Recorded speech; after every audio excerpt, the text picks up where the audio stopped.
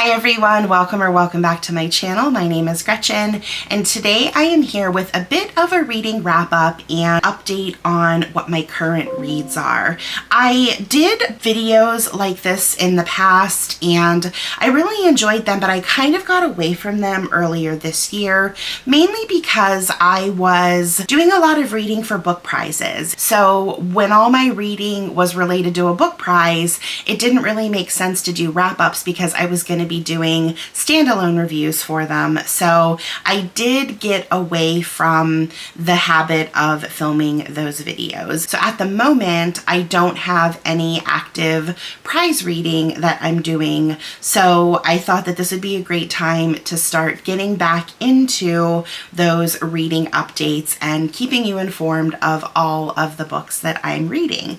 So I'm obviously not going to do reviews for all of the books that I have missed since I last did one of these wrap-ups, but I figured I would go ahead and talk about the last few books that I've read and then give you an idea of the current reads, and then just kind of kick off from there, pick up, and then hopefully start to get on once again that regular schedule of keeping you updated on everything that I'm reading. So one of the books that I wanted to talk about is Audition by Kitamura. This is my first book by this author, and this is a book that was very interesting. It's a short little novel, and structurally this was a very interesting book.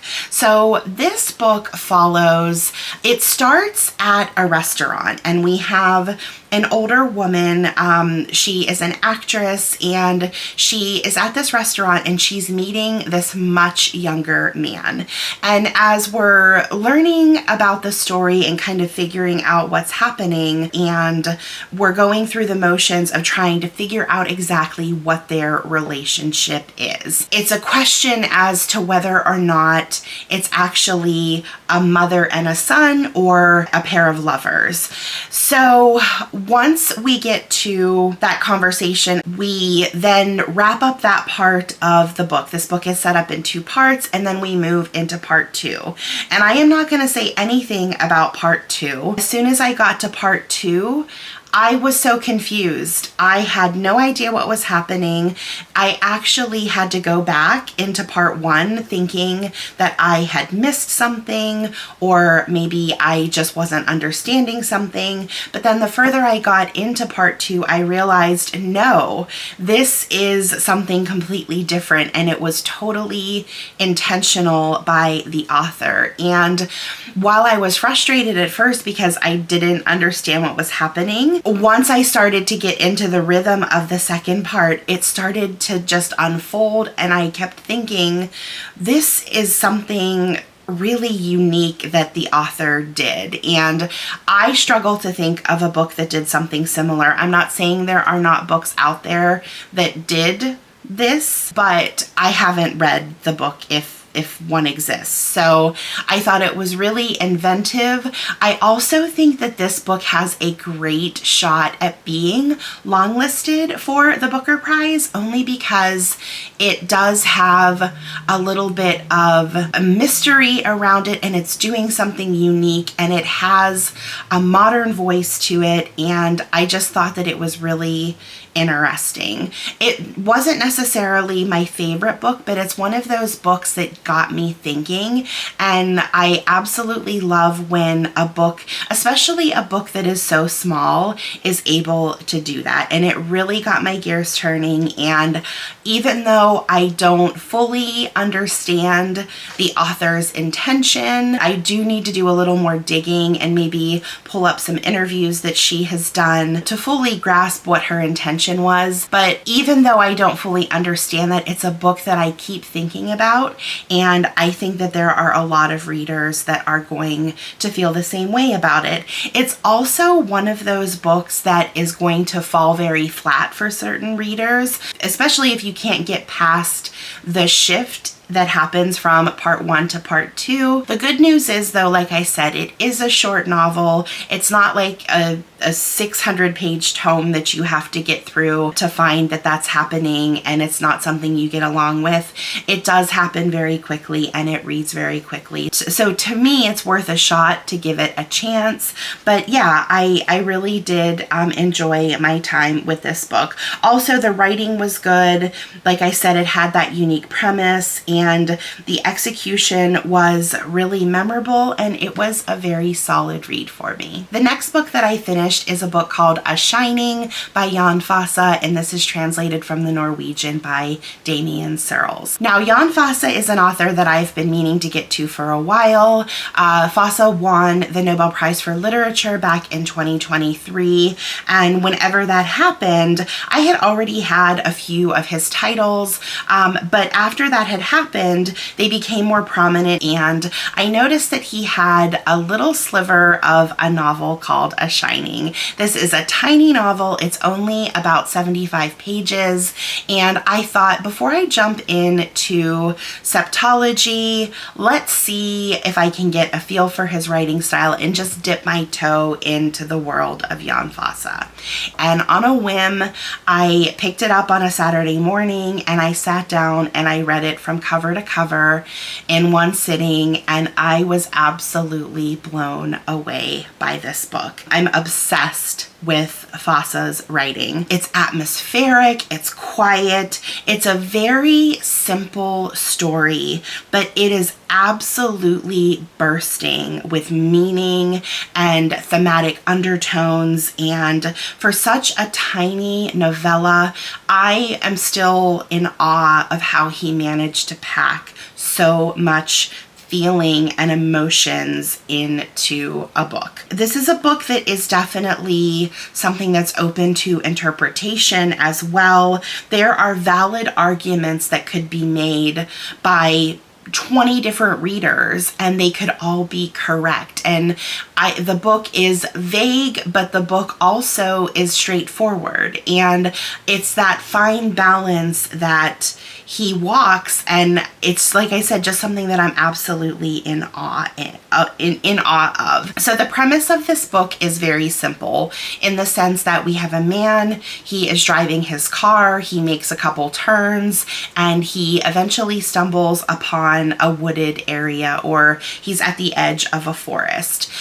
His car gets stuck, and he is alone, and it starts snowing, and he doesn't really know what to do, and then he notices that there is something beckoning him into the forest. So he finds this little path, and he is drawn, and he gets into the woods, and he sits down on this rock, and he sees this shining figure or being, and basically it's just the story of him following the path of that light. And the prose is sparse and it's repetitive, but it's in that type of stream of consciousness, or that stream of thought, where we're in his head and we're learning his thoughts as he is figuring them out himself. And Fosse takes liberties with his sentence structure, and it has very distinct stylistic elements, like there's no quotes, there's minimal punctuation, but for some reason it all works. And normally when I read books like that, I can get very frustrated with all of that, but it did not bother me at all. This book was very trippy, and it almost felt like a fever dream at times, where like the edges of reality are blurred. You don't know, is this something that's really happening versus something that is just being imagined? And once I started to get into the book, my head was absolutely reeling with the possibilities of what was going on. And I eventually realized that the point of the book wasn't that it's a puzzle to be solved. It's just a book about the journey. And once I let go of that and I just let Fosse guide me, it completely changed my experience with the book, and it allowed me to get transported into the story. And I will, I'm probably not selling this book at all because it is vague. It's not plot based. It's just a random moment in this man's life, but there was just so much to talk about and think about and observe in that small amount of time that we spent with this character. And I will 100% be reading more from this author. In fact, I've already finished another one of his little novellas, and I plan on hopefully getting to septology very soon. That's going to be a book, or because it was released in 3 parts, although it's a septology, it was released in 3 books. I am going to take my time with that. I think that from what little I do know about Fosse's writing is that it's a slow journey, and it's something that I'm probably going to want to savor and take my time with. So that might be a project for me, and one that I kind of dip in and out of maybe throughout the rest of the year, but totally looking forward to picking up more from this author. And then the second book that I read from Fosse is Aliss at the Fire. This was also translated from the Norwegian by Damien Searls. And this focuses more on death and grief and family and legacy, whereas A Shining, it focused more on death and loneliness and meaning and kind of feeling lost in the world. And this book was just another strange and wonderful little novella. And if Fosse keeps it up, he is quickly going to become one of my favorite authors. So this being the second, I finished A Shining on Saturday, and then I read Aliss at the Fire on Sunday. So back-to-back reads. And it's very evident that he has a distinct type of writing style. The same repetition was there as with A Shining. Minimal punctuation. Weird capitalization that you're trying to figure out and can't understand if there's any logic behind it. Very sparse and minimalistic prose. Nothing flowery or overdone, but still very, very beautiful in its simplicity. So this book was another fever dream. I had no idea what was happening most of the time. I was getting tripped up. I was getting confused because the way that Fosse writes this is he starts from the perspective of a woman named Signa. And Signa is, I think in the 2000s, I can't remember the exact year, but basically the story starts with her in her house at this large window, and she's looking out on to the water, and she's thinking about the day back in the 70s, the late 70s, when her husband Asla took his boat out into the water in a storm, never to return.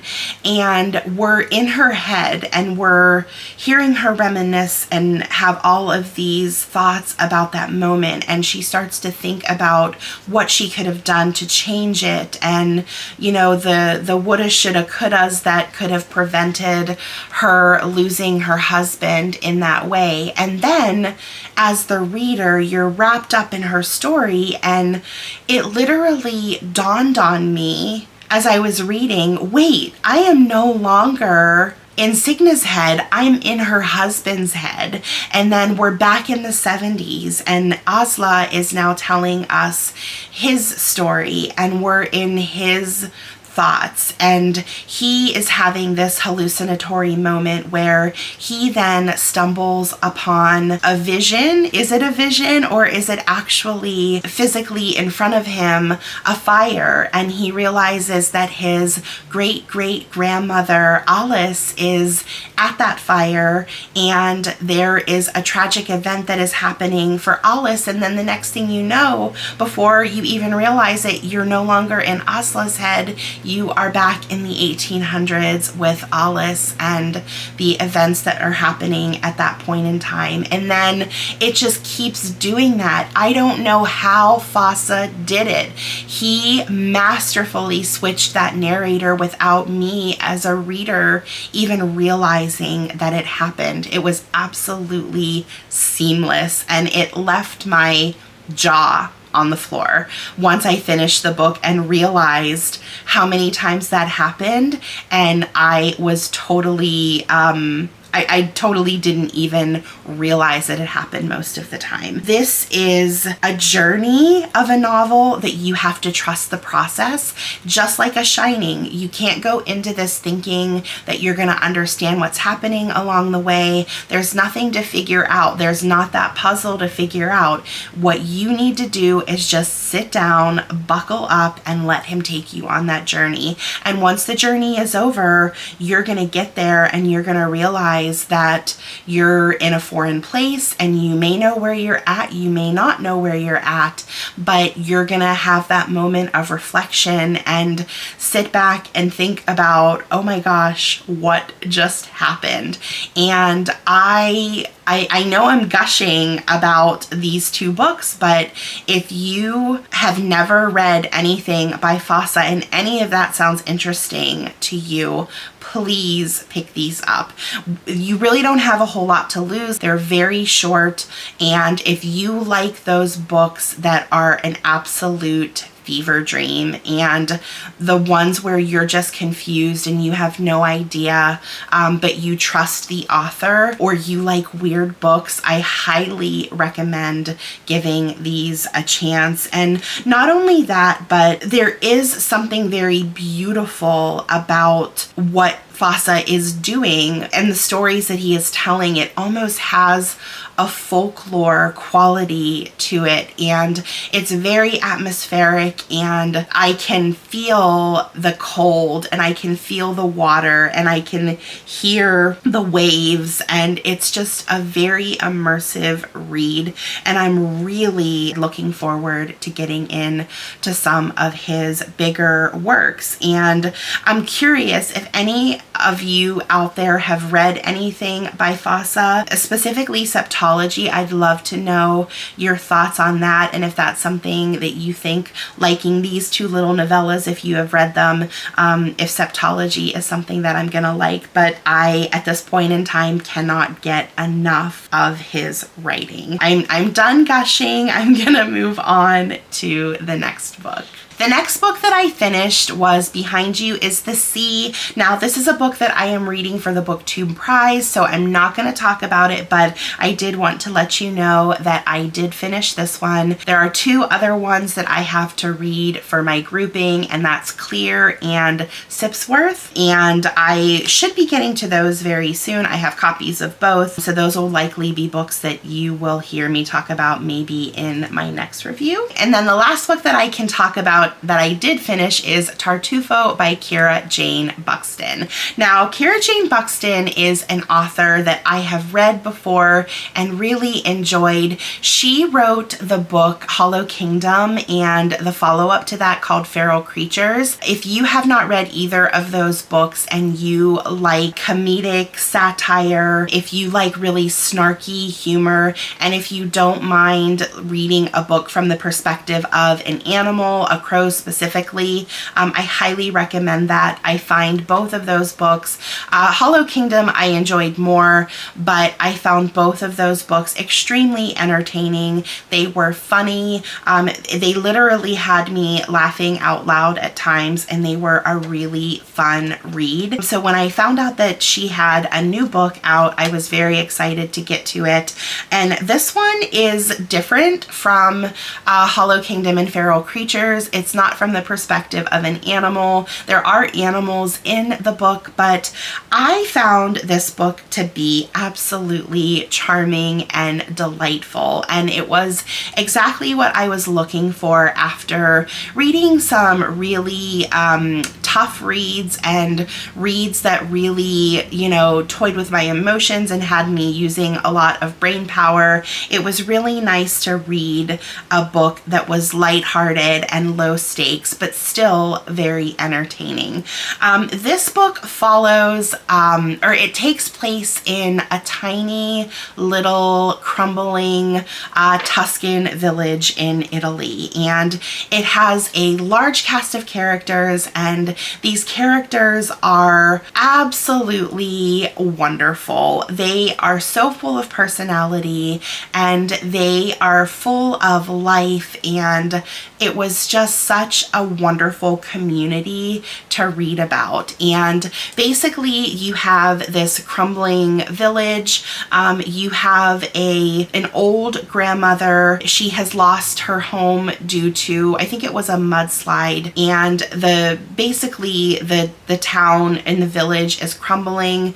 It used to depend on tourists, but there's really not tourists coming in the area. There's not a lot of money, and it's looking like this village is basically going to disappear just because they don't have the funding.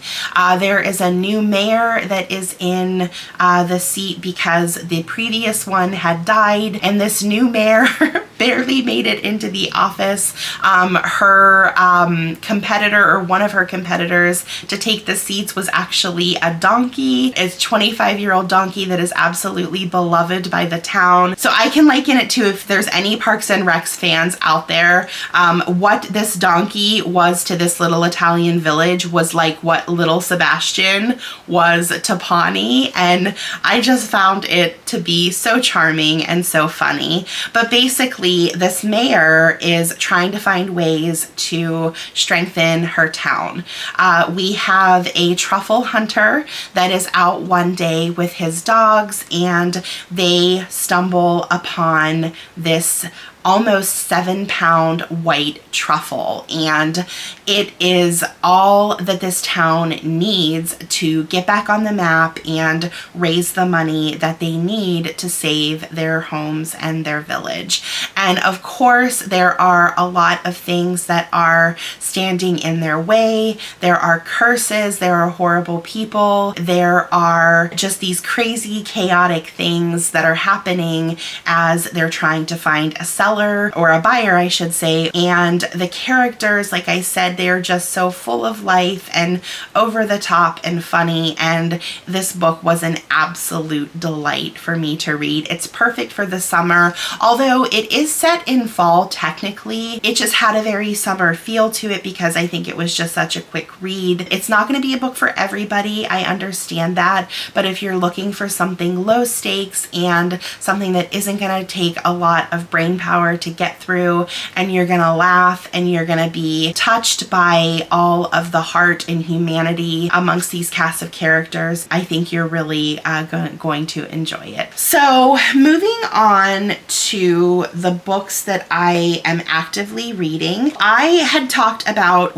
two of these books actually when I talked about my summer recommendations.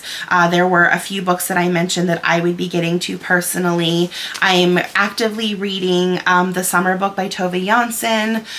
This is translated from the Swedish by Thomas Teal, and I'm really enjoying this so far. This book is set up in little vignettes, so it's not necessarily a formal novel where I have to keep track of what's going on. So I'm kind of dipping in and out of this, reading a few vignettes at a time. I'm actually going to be traveling for work again this week, so this is going to be one that I take with me. It's kind of a perfect book to travel with because you don't have to get caught up in these long chapters and not really have a good stopping point. So I'll take this with me and hopefully I can finish it this week.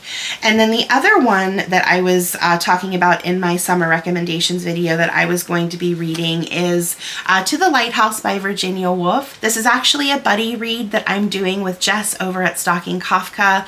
We divided the book or the reading up into 4 different weeks and sections. So we just finished week 2, so I'm moving on. So about halfway through the novel at this point in time. I am really enjoying it. For any of you that have read Virginia Woolf, it follows her typical stream of consciousness writing style. We have a large cast of characters in this, and we're really just in the minds of each of them, and I'm loving all of the perspectives that we're getting. I'm loving the themes that are being touched upon, family and legacy and marriage and art, and there's a lot of stuff going on in here. I'll obviously do a full-length review once I'm done with it, but yeah, really enjoying my time with this one so far. So the next book that I'm currently reading is Wide Sargasso Sea by Rhys. This was another book that I picked up on a whim. I was looking at my bookshelf and I found it, and I was like, yes, that feels like a very summer read as well. This, for those of you that don't know, is about the origin story of one of the characters in Jane Eyre, and I don't want to say too much. I know a lot of you have probably already read Jane Eyre, so you know about Mr. Rochester's first wife. This is her story. I won't say more than that because it would definitely spoil Jane Eyre if you haven't read it. But yeah, I'm enjoying it so far. I think the writing is very nice. I will say that it took me a few pages to kind of get into the writing style and the rhythm, but I am enjoying it so far, and I'm really curious to see all of the things that happened to make Rochester's wife into what she was in Jane Eyre. I really do enjoy when you have authors that are brave enough to take on something like reimagining or adding on to a literary masterpiece. So yeah, I'm enjoying my time with this. It's another very short little novel, so hopefully by the next time you see a wrap up from me, I will be talking about this one. But I also wonder how much I will be able to talk about it because I don't want to spoil anything. Maybe I'll just put a spoiler warning up in the video so as not to ruin Jane Eyre for anyone. But yeah, I'm enjoying my time with this so far. And then the last book that I am actively reading is Harvest by Jim Crace. I have no idea what possessed me to pick up this book aside from it was on an end cap at the library. I knew that this book had been long listed, maybe even shortlisted for the Booker Prize, and I have never read anything by Jim Crace. I think Jim Crace was long listed at least twice, so I was curious to get into something from him. And the premise of this sounded very interesting to me. Probably something I should have maybe saved for fall because it does have more of an autumnal tone to it. But basically what happens is after it's an unnamed English village, after the final day of harvest, the villagers wake up and they realize that there are two plumes of smoke in the air. One is from a house being on fire, and the second one is from an area where no one should be, and they realize that there are new strangers that are in the town. I'm not very far into it, but it feels like there's going to be something very sinister happening. I'm feeling like it's probably going to be more of a character study than it is going to be about plot. What I'm thinking of so far is, like I said, that sinister feeling where you have